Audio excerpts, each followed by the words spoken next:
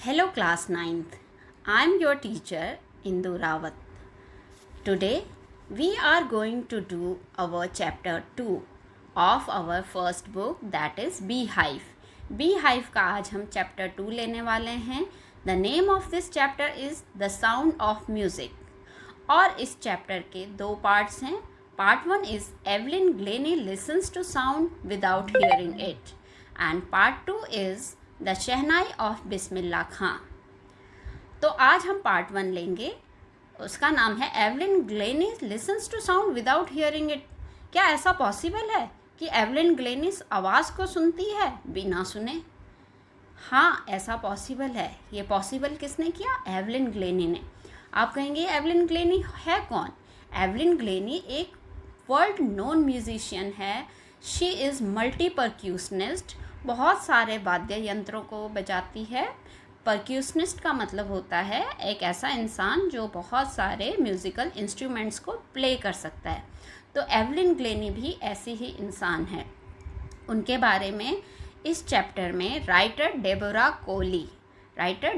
कोली ने उनके बारे में बताया कैसे वो बचपन में ही उनको सुनाई देना कम हो गया था. धीरे धीरे उनको बिल्कुल ही सुनना बंद हो गया था.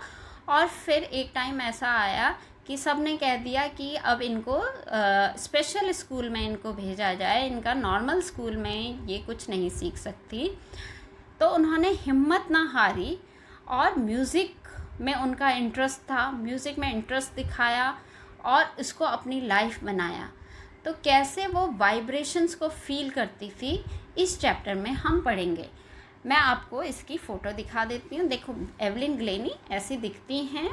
अभी भी वो बहुत सारे म्यूज़िकल शोज़ करती हैं, कॉन्सर्ट्स करती हैं और she can play thousands of musical instruments. ऐसे इंस्ट्रूमेंट्स जो हमने कभी देखे भी ना हो, सुने भी ना, वो उनको भी प्ले कर सकती हैं विदाउट हियरिंग इट. उनको सुन नहीं सकती लेकिन उनको महसूस कर सकती है. उनकी वाइब्रेशंस को वो महसूस कर सकती है. तो इनकी लाइफ से हमें इंस्पिरेशन मिलती है. और सारे बच्चे जो कि स्पेशल बच्चे हैं, हैंडीकैप बच्चे हैं, डेफ बच्चे हैं, उनके लिए she is an inspirational source. So let us read this chapter and understand this chapter. So okay, before you read, God may have taken her hearing, but He has given her back something extraordinary. What we hear she feels far more deeply than any of us. That is why she expresses music so beautifully. God ने उनसे ऐसी चीज़ छीनी है, मतलब उनकी hearing capacity भगवान ने उनसे छीन ली, लेकिन उनको उसके बदले कुछ और एक्स्ट्रा ऑर्डिनरी चीज़ दे दी. बिल्कुल अलग चीज़ दे दी. जो हम सुनते हैं वो उसको फील करती हैं. और फील क्या करती हैं? हमसे भी ज़्यादा फील करती हैं. उन्होंने म्यूज़िक को इतना ब्यूटीफुली एक्सप्रेस किया है. वो इतने अच्छे अच्छे ट्यून्स प्ले करती हैं म्यूज़िकल फॉर्म्स में. तो हम उनसे बहुत ज़्यादा प्रभावित हो जाते हैं. तो देखते हैं कैसे उन्होंने अपनी फ़िज़िकल डिसेबिलिटी को अपनी स्ट्रेंथ बनाया, अपनी सक्सेस स्टोरी बनाया. So I am reading first paragraph. Rush hour crowds jostle for position on the underground train platform. एक सीन है, अंडरग्राउंड ट्रेन प्लेटफॉर्म का सीन है. प्लेटफॉर्म आपको पता ही होगा, जहाँ पे ट्रेन आती है वहाँ पे बहुत भीड़ भाड़ है.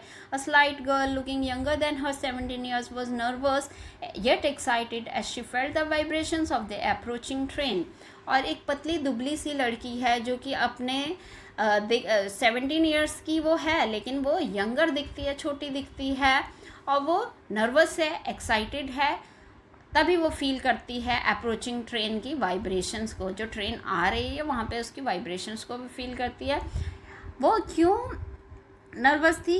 क्योंकि ये उसका पहला दिन था prestigious royal academy of music. उसमें उनका एडमिशन आज होने जा रहा है. वो लंदन में ये कॉलेज है और इसमें बहुत ही उम्दा कलाकारों को इसमें एडमिशन मिलता है. And daunting enough for any teenager fresh from Scottish farm. Scotland की वो रहने वाली है. तो ये जो उनको मौका जो मिल रहा है ये एक अच्छा मौका है, लेकिन उनको थोड़ा सा नर्वसनेस है, डॉन्टिंग है, फ्राइटनिंग है ये एक्सपीरियंस. अकेले वो जा रही हैं, but this aspiring musician faced a bigger challenge than most. और बाकियों से ज़्यादा इनको चैलेंज सहन करना पड़ रहा है. क्यों? क्योंकि शी वॉज प्रोफाउंडली डेफ. वो डेफ भी हैं, मीन्स वो सुन नहीं सकती. प्रोफाउंडली मतलब पूरी तरह से वो डेफ हैं. Evelyn Glennie loss of hearing had been gradual. Evelyn Glennie's का जो लॉस ऑफ हियरिंग था वो एकदम से नहीं हुआ, वो अचानक नहीं हुआ, वो धीरे धीरे हुआ. हर मदर, उनकी मदर बताती हैं कि जब वो छोटी थी, जब वो 8 years ओल्ड थी, Evelyn was waiting to play the piano. They called her name and she didn't move. Evelyn का वो वेट करी थी पियानो प्ले करने के लिए, उनका नाम लेती हैं बट वो आती नहीं है. I suddenly realise she had not heard. और फिर मुझे पता चलता है कि उसने तो सुना ही नहीं है, एवलिन ने मेरी आवाज़ सुनी नहीं. Says Isabel Glenny. Isabel Glenny mother का नाम है, Isabel Glenny. For quite a while, Evelyn managed to conceal her growing deafness from friends and teachers. But by the time she was 11, her marks had deteriorated, and her headmistress urged her parents to take her to a specialist. तो यहाँ पे इन lines का मतलब ये है कि mother को पता चलने लग गया था जब वो 8 साल की थी, लेकिन धीरे वो एवलिन ग्लेनी सबसे छुपाने में, इसको कंसील करने में, अपनी जो डेफनेस थी, उनकी जो बहरापन था, उसको छुपाती थी वो अपने टीचर्स से, फ्रेंड्स से. तो 11 साल तक तो वो मैनेज करने में कामयाब रही. बट जब उनके मार्क्स अच्छे नहीं आए, मार्क्स बेकार आने लगे पेपर में, तो हेड मिस्ट्रेस ने पेरेंट्स को बोला कि आपको इसको स्पेशलिस्ट को दिखाना चाहिए.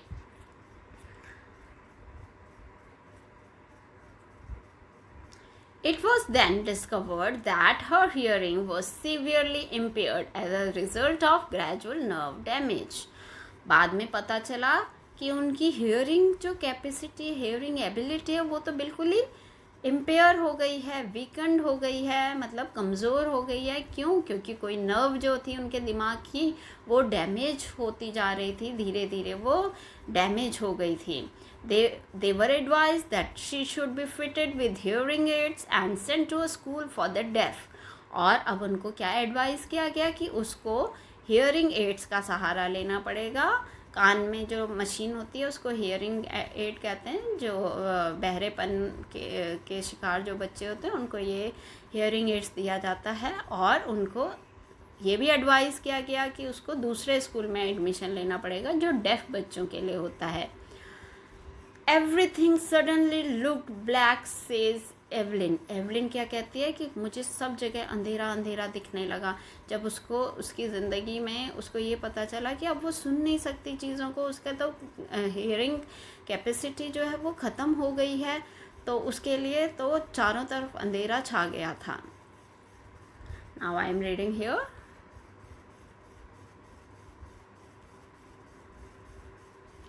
But Evelyn was not going to give up. She was determined to lead a normal life and pursue her interest in music. लेकिन एवलिन ने हार नहीं मानी. उन्होंने कहा मैंने तो नॉर्मल लाइफ जीनी है और अपना जो मेरा एम है, इंटरेस्ट है म्यूज़िक में, उसको मुझे अपने इंटरेस्ट को बनाए रखना है. One day she noticed a girl playing a xylophone and decided that she wanted to play it too. एक दिन उन्होंने नोटिस किया कि एक लड़की ज़ाइलोफोन प्ले कर रही थी. ज़ाइलोफोन देखो साइड में बना हुआ है, आपकी बुक्स में भी बना होगा. ज़ाइलोफोन एक इंस्ट्रूमेंट होता है, म्यूज़िकल इंस्ट्रूमेंट होता है. तो उसका भी मन किया कि वो भी इसको प्ले करे, लेकिन most of the teachers discouraged her, but percussionist Ron Forbes spotted her potential. बाकी टीचर्स ने उसको डिस्करेज किया कि तुम तो सुन नहीं सकती, तुम कैसे प्ले करोगी, so you should not play. But एक टीचर हैं उनके, रॉन फॉब्स, जिन्होंने उनकी लाइफ में एक इम्पॉर्टेंट रोल प्ले किया. रॉन फॉब्स उनके जीवन में उनके लिए रोशनी बन के आए. हर किसी की लाइफ में एक इम्पॉर्टेंट पर्सन होता है जो उनकी राह को, उनके ज़िंदगी को एक सही राह दिखाता है. इसी तरह रॉन फॉब्स भी उनके जीवन में उनका राह दिखाने वाले आए. टीचर थे उनके, वो भी परक्यूशनिस्ट थे, मतलब म्यूज़िकल इंस्ट्रूमेंट्स को वो प्ले करते थे. उन्होंने उसकी पोटेंशियल को पहचाना। पोटेंशियल का मतलब होता है उनके अंदर क्या क्षमता है, योग्यताएँ क्या क्या हैं, उन्होंने इसको स्पॉट कर दिया। और he began by tuning two large drums to different notes, और उन्होंने 2 लार्ज ड्रम्स को डिफरेंट नोट्स पे बजाना शुरू किया। ट्यूनिंग मतलब उसमें आवाज़ देना होता है, प्ले करना होता है उसको डिफरेंट नोट्स में, अलग अलग नोट्स में। और उसको कहा कि अब तुम इसको फील करो। उन्होंने और क्या कहा, don't listen through your ears, he would say, अपने कानों से मत सुनो, try to sense it some other way, क्योंकि कानों से तो सुना ही नहीं देता था। तो रॉन फॉब्स ने उनको क्या गाइड किया कि कुछ और तरीके से इनको सेंस करो, फील करो। Says Evelyn, suddenly I realized I could feel the higher drum from the waist up and the lower one from the waist down. अब एवलिन क्या कहती है कि मुझे रियलाइज़ होना शुरू हुआ कि मैं तो हायर ड्रम को की जो नोट्स हैं, जो आवाज़ है, उसको मैं अपने वेस्ट मतलब कमर के ऊपर के हिस्से से उसको फील करने लग गई हूँ। मुझे वो पता चल गया कि ये हायर ड्रम की आवाज़ है, और जो लोअर ड्रम की आवाज़ थी वो मुझे वेस्ट डाउन फील हो रहा था, मतलब अपनी कमर के नीचे वाले हिस्से से मुझे वो चीज़ फील हो रही थी कि ये लोअर ड्रम बज रहा है। तो Forbes repeated the exercise and soon Evelyn discovered that she could sense certain notes in different parts of her body. Forbes ने ये रिपीट करते रहे वो ये एक्सरसाइज बार बार एवलिन के साथ, और फिर एवलिन को धीरे धीरे ये पता चलने लगा कि वो तो और भी अलग नोट्स को डिफरेंट पार्ट्स ऑफ अपनी बॉडी के डिफरेंट पार्ट्स से वो उनको सेंस करने लग गई है। अब देखो उन्होंने क्या बोला है, I had learn to open my mind and body to sounds and vibrations. मैंने ये सीख लिया था कैसे अपनी माइंड और बॉडी को खोलना है, ओपन करना है, जब मुझे साउंड्स और वाइब्रेशंस को फील करना है। The rest was share determination and hard work. और इसके बाद की जो मेरी कहानी थी, मेरी जो जर्नी थी, यात्रा जो थी, वो क्या थी, मेरी डिटर्मिनेशन और मेरे हार्ड वर्क, दृढ़ निश्चय और हार्ड वर्क की मेरी कहानी थी। देखो बच्चों, लाइफ में हमें कुछ भी चीज़ हासिल करनी है वो इजीली नहीं मिलती है, चाहे वो नॉर्मल किड्स के साथ है या स्पेशल किड्स के साथ है, सबको मेहनत करनी पड़ती है। और मेहनत के साथ साथ दृढ़ निश्चय होना बहुत ज़रूरी है। Determination and hard work both are equally important if we want to achieve anything in our life. So Evelyn Glennie also did the same thing. अब उसने क्या किया, she never look back from the point onwards, पीछे मुड़ के नहीं देखा उसने कभी। She toured the United Kingdom with a youth orchestra, and by the time she was 16, she had decided to make music her life. उसने United kingdom का tour भी किया, वो यूथ ऑर्केस्ट्रा में उसका पार्ट बन गई थी। और जब वो 16 इयर्स की हुई, 16 साल की हुई, तो उन्होंने अब डिसाइड कर लिया था कि म्यूज़िक ही मेरी लाइफ है, इसके अलावा मुझे कुछ नहीं करना, मुझे म्यूज़िक में ही आगे बढ़ना है। चाहे लोग कुछ भी कहें कि she is deaf, she can not hear, why she is pursuing music, लेकिन उसकी परवाह करे बिना उन्होंने म्यूज़िक को अपनी लाइफ का पार्ट बनाना चाहा। अब क्या किया उन्होंने, she audition for the Royal Academy of music and scored one of the highest marks in the history of the academy. और उन्होंने ऑडिशन दिया रॉयल अकेडमी ऑफ म्यूज़िक, और ना केवल उसमें वो सेलेक्ट हुई बल्कि highest marks, top most marks उन्होंने हासिल किए इसमें अकेडमी की हिस्ट्री में, मतलब रॉयल अकेडमी ऑफ म्यूज़िक की हिस्ट्री में अभी तक किसी ने ऐसा नहीं किया था, इतने अच्छा परफॉर्मेंस किसी ने नहीं दिया था। She gradually moved from orchestral work to solo performances.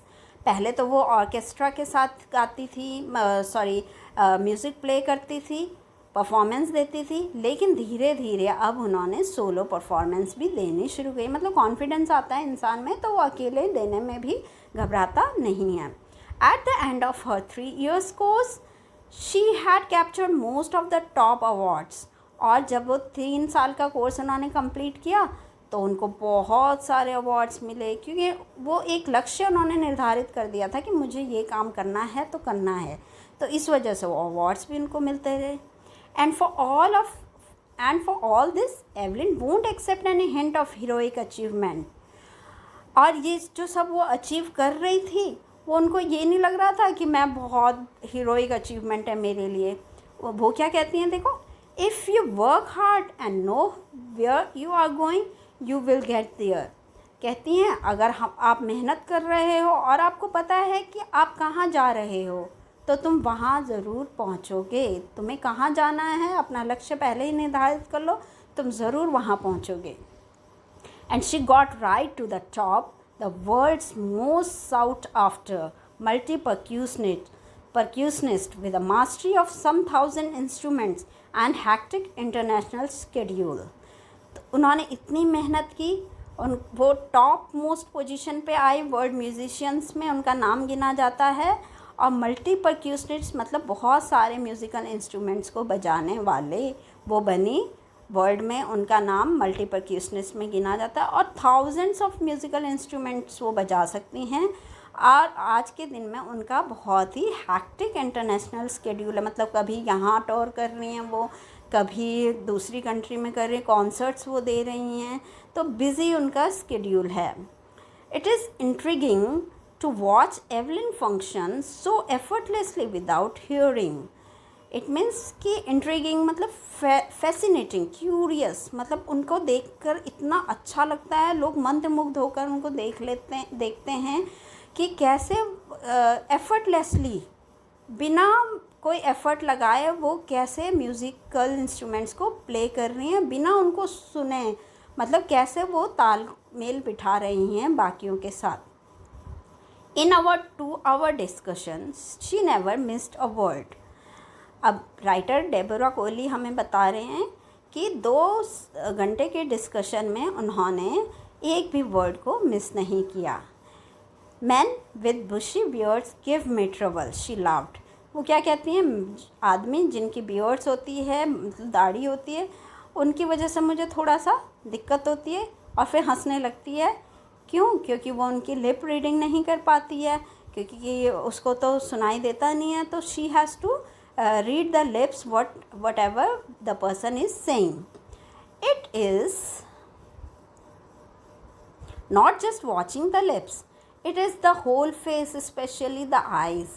वो कहती हैं कि मैं दूसरों की बात को कैसे सुनती हूँ, कैसे सेंस कर पाती हूँ. मैं उनके लिप्स को भी देखती हूँ और उनका पूरा चेहरा, स्पेशली आइज़ क्या कह रही हैं, उसकी वजह से मुझे हिंट मिलता है कि वो क्या कह रहा है.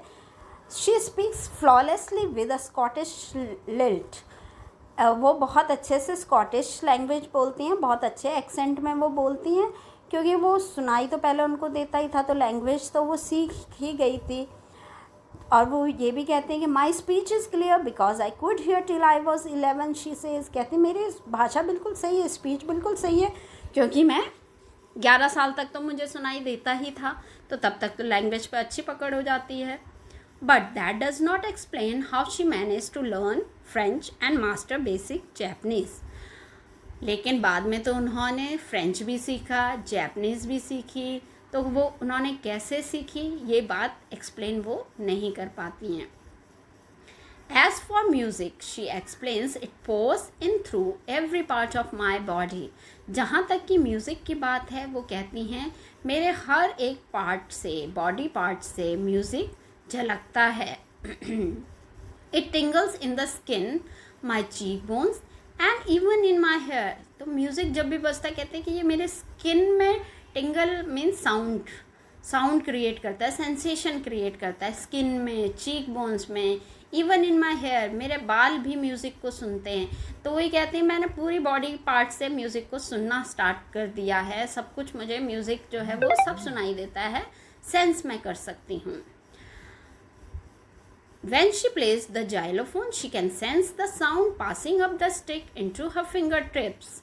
By leaning against the drums, she can feel the resonances flowing into her body.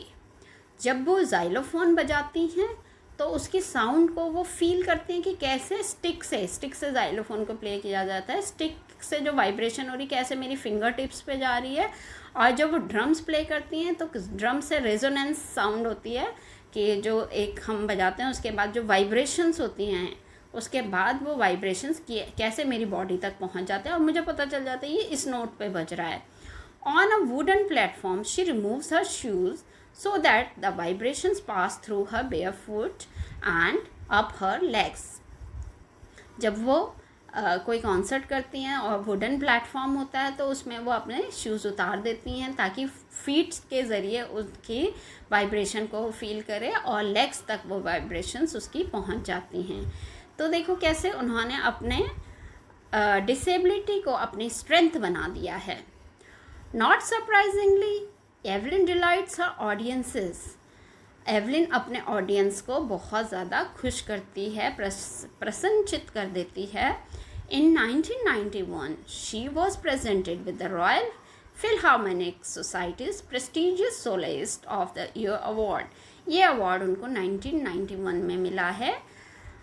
ये बहुत ही प्रेस्टिजियस अवार्ड है जो कि अकेले सोलोइस्ट अवार्ड है, ये उनको अकेले मिला है। सेज मास्टर परक्यूशनिस्ट जेम्स ब्लेड्स उनके बारे में क्या कहते हैं? God may have taken her hearing but he has given her back something extra ordinary. जो हमने स्टार्टिंग में बात पढ़ी है वही ये भी बोलते हैं कि चाहे भगवान ने उनकी हियरिंग पावर छीन ली है लेकिन उनको कुछ एक्स्ट्रा ऑर्डिनरी चीज़ दे दी है। What we hear she feels far more deeply than any of us. मतलब वो जो सुनती हैं उसको वो फील करती हैं, शायद हम लोगों से कई ज़्यादा वो उसको फील कर सकती हैं। That is why she expresses music so beautifully. इसी वजह से वो म्यूज़िक को बहुत अच्छे से एक्सप्रेस कर सकती हैं। Evelyn confesses that she is something of a workaholic. Workaholic ऐसे व्यक्ति को कहते हैं जो बहुत ज़्यादा काम में उसको धुन सवार होती है काम करने की, उसको आराम करना पसंद नहीं है, उसको हर टाइम ये लगता है मैं ये करूं वो करूं, काम की उसको लगन होती है। तो एवलिन कॉन्फेस करती है, एवलिन स्वीकार करती है कि मेरे अंदर क्या है, वर्कहॉलिक, मैं एक वर्कहॉलिक हूँ, मतलब मुझे काम करना बहुत पसंद है। I have just got to work she says. क्या कहती हैं वो कि मुझे तो काम करना है। Often harder than classical musicians. और कितनी मेहनत करनी है, क्लासिकल म्यूजिशियंस से भी ज़्यादा, उनसे भी ज़्यादा मुझे हार्ड वर्क करना है। But the rewards are enormous. और उनको जो रिवॉर्ड्स मिलते हैं वो तो बहुत ही ज़्यादा हैं, इनॉर्मस, बहुत ज़्यादा संख्या में उनको रिवॉर्ड्स मिले हैं। Apart from the regular concerts Evelyn also gives free concerts in prisons and hospitals. Regular concerts तो वो करती हैं, इसके अलावा भी वो फ्री कॉन्सर्ट्स करते हैं। कहाँ पे? प्रिजन्स में, जहाँ पे कैदी होते हैं, या हॉस्पिटल्स में जहाँ पे बीमार लोग होते हैं, उनके लिए वो कोई चार्ज नहीं करती हैं और फ्री कॉन्सर्ट्स उनको देती हैं। It means she is a good human being, वो एक अच्छी इंसान है। She also gives high priority to classes for young musicians. और वो क्लासेस भी देती हैं छोटे बच्चों को, यंग म्यूजिशियंस को। And Richlin of the Beethoven fund for deaf children says. एंड रिचलिन ने उनके बारे में क्या कहा है? She is a shining inspiration for deaf children. Deaf बच्चों के लिए, जो स्पेशल बच्चे हैं उनके लिए तो वो इंस्पिरेशन है। बच्चे देखते हैं कि जब ये कर सकती हैं तो हम भी कर सकते हैं। They see that there is nowhere that they can not go. ऐसा कोई स्थान नहीं है, ऐसा कोई पोजीशन नहीं है जहां हम नहीं पहुंच सकते। ये किसको देख के उनको सीख मिलती है? एवलिन ग्लेनी को देख के। Evelyn Glenny has already accomplished more than most people twice her age। Evelyn Glenny ने आज जो हासिल कर लिया है, एक्म्प्लिश किया है, वो उससे दुगनी उम्र के लोग भी नहीं। She has brought percussion to the front of the orchestra and demonstrated that it can be very moving। Evelyn Glenny percussion को आगे लेके आई, सामने लेके आई, स्टेज पे सामने लेके आई। पहले ये बैक फ्रंट पे होते थे, अब ये सामने लेके आई। लोगों को पता चलने लगा कि कौन इन इंस्ट्रूमेंट्स को प्ले करता है। वो इतनी वर्ल्ड फेमस हुई हैं तो उनका नाम आगे आने लगा। तो लोगों को जो बैक में काम करते हैं, यानी कि जो तबला वादक होते हैं या पीछे म्यूज़िकल इंस्ट्रूमेंट्स को बजाते हैं, उनके बारे में भी पता चलने लगा। She has given inspiration to those who are handicapped, people who look to her and say, if she can do it, I can। वो किसके लिए इंस्पिरेशनल सोर्स है? हैंडीकैप पीपल के लिए। लोग उसको देखते हैं और उससे इंस्पिरेशन लेते हैं कि अगर ये कर सकती हैं तो हम क्यों नहीं, हम भी करके ये दिखा सकते हैं. And not the least, she has given enormous pleasure to millions. और वो लोगों को हमेशा खुशी देती हैं. मिलियंस ऑफ पीपल्स उसके फ़ैन हैं और उनको वो हमेशा प्लेजर देती है, आनंद देती है, खुशी देती है. तो यहाँ पे ये हमारा चैप्टर एंड होता है. और इसके जो इम्पॉर्टेंट क्वेश्चंस हैं एक बारी हम उनको देख लेते हैं. इम्पॉर्टेंट क्वेश्चंस क्या आते हैं इसमें, शॉर्ट क्वेश्चंस में तो ये आता है कि how old was Evelyn when she went to the Royal Academy of Music. और इसमें एक क्वेश्चन ये भी बनता है, when was her deafness first noticed, when was it confirmed. आपने ये अभी पढ़ा, आप सोचिए इसका आंसर. और जो इसका लॉन्ग आंसर क्वेश्चन है वो ये है कि how does Evelyn here music. Evelyn ने म्यूज़िक को कैसे सुना या कैसे वो म्यूज़िक को सुनती है. तो आप इसमें आंसर यही लिखेंगे कि she senses the music by different parts of her body. और how Ron Forbes had helped her in her musical journey. Ron Forbes का क्या रोल है वो भी आपको इस चैप्टर में लर्न करना पड़ेगा. So that's all for today. Goodbye, students.